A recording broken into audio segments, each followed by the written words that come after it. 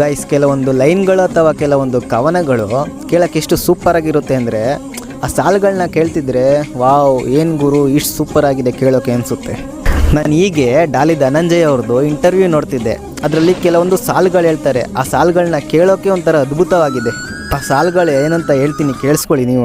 ಸೂರ್ಯ ನೀನು, ನಿನ್ನ ಸೂರ್ಯಕಾಂತಿ ನಾನು, ನೀ ಎತ್ತ ಹೋದರತ್ತ ತಿರುಗ್ತೀನಿ ನಾನು, ಹೊಂಗೆ ನೆರಳಂತೆ ನಿನ್ನ ಅಕ್ಕರೆ, ನೀ ನಕ್ಕರೆ ಮಂಡ್ಯ ಸಕ್ಕರೆ, ಹೂ ಬಳ್ಳಿಯಂತೆ ಬಾಚಿ ನಿನ್ನ ಅಪ್ಪಲೆ, ಲೋಕವೇ ನಾಚುವಂತೆ ನಿನ್ನ ತಬ್ಬಲೆ. ಎಷ್ಟು ಅದ್ಭುತವಾಗಿದೆ ನೋಡಿ ಸಾಲು. ಒಬ್ಬ ಪ್ರೇಮಿ ತಾನು ಪ್ರೀತಿಸೋ ಹುಡುಗಿನ ಸೂರ್ಯನಿಗೂ ಹೋಲಿಸ್ತಾನೆ, ಅಷ್ಟೇ ಸ್ವೀಟಾಗೂ ಕೂಡ ಇರುತ್ತೆ ಅಂತ ಹೇಳ್ತಾನೆ. ಅಂದರೆ ಹೆಣ್ಣು ಮುನಿದರೆ ಸೂರ್ಯನಷ್ಟೇ ಕೋಪವಾಗಿರ್ತಾಳೆ, ಅದೇ ಹೆಣ್ಣು ಒಲಿದರೆ ಸಕ್ಕರೆ ಅಷ್ಟೇ ಸ್ವೀಟಾಗಿರ್ತಾಳೆ. ಒಂದು ಹೂಬಳ್ಳಿ ಎಷ್ಟೇ ತೊಂದರೆ ಇದ್ರೂ ಕೂಡ ಮರನ ಬಿಟ್ಟು ಹೋಗಲ್ಲ, ಅದು ಮರದ ಸುತ್ತ ಹಾಕೊಂಡಿರುತ್ತೆ.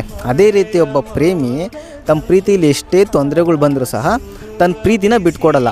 ಎಂಥ ಅದ್ಭುತ ಸಾಲಲ್ಲ.